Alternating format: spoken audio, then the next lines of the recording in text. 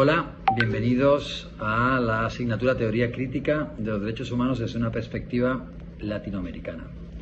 A continuación voy a presentar la asignatura, cuáles son los resultados de aprendizaje, los contenidos de aprendizaje y el sistema de evaluación. Hay que tener en cuenta que esta asignatura aborda el problema sobre el debate teórico del origen y desarrollo de los derechos humanos, pero desde una perspectiva crítica en contraposición con otras perspectivas hegemónicas de carácter liberal que no han servido para la garantía de los derechos humanos a lo largo de la historia.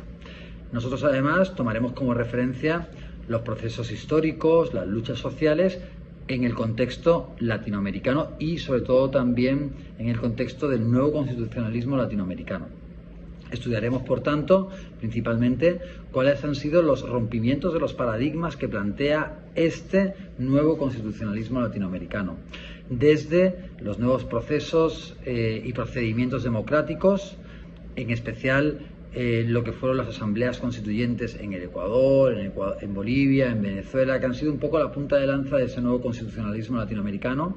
el surgimiento del biocentrismo en contraposición con el antropocentrismo imperante hasta el momento, la cosmovisión frente a la mera cosmovisión occidental, la otra cosmovisión que plantea también el summa causa como cosmovisión andina, la justiciabilidad de todos los derechos humanos en contraposición con lo que sería solamente la justiciabilidad de los derechos civiles y políticos, a los cuales se le da la subjetividad de derechos que no al resto, como los derechos económicos, sociales y culturales, y el pluralismo jurídico. Principalmente eso van a ser también el objeto de estudio de nuestra asignatura.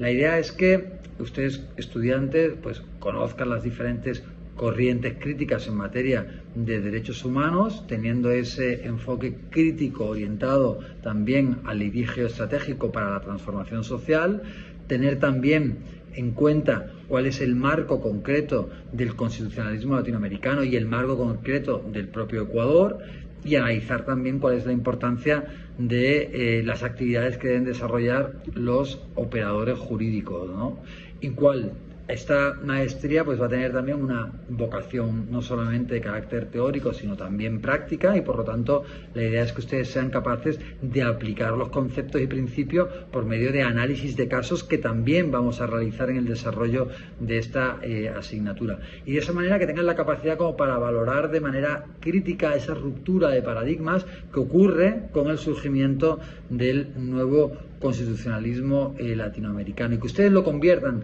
en una herramienta propia. Entonces, en lo que se refiere al cronograma de trabajo, el 24 y el 27 de junio vamos a ver cuáles son esos antecedentes y perspectivas de las cuales surgen las teorías narrativas de los derechos humanos, y cómo también surge la importancia de la justiciabilidad de todos los derechos. El 1 y el 4 de julio, en la segunda unidad, pues vamos a ver un poco de las distintas concepciones del Estado de carácter liberal, de carácter social, a un Estado basado en los derechos de justicia y el summa causae.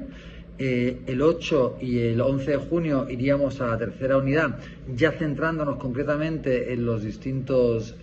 paradigmas que se rompen a través del nuevo constitucionalismo latinoamericano, específicamente también en Ecuador, y volveremos a ver la justiciabilidad en contraposición con otras constituciones que no consideran la justiciabilidad de todos los derechos humanos y los distintos tipos de democracia. Y finalmente, en la semana final, el 15 y el 18 de julio, veremos el pluralismo jurídico y los derechos de la naturaleza.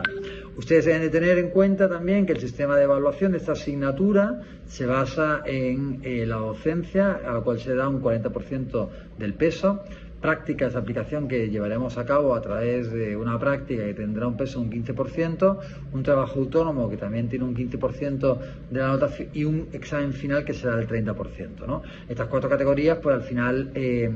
van a configurar el 100% de la nota que se les va a ustedes a proporcionar. Y bueno, esperando que disfruten mucho de esa asignatura, que es importante, que es interesante, que va a tener una vocación práctica, y nos vemos entonces en estos días. Muchísimas gracias.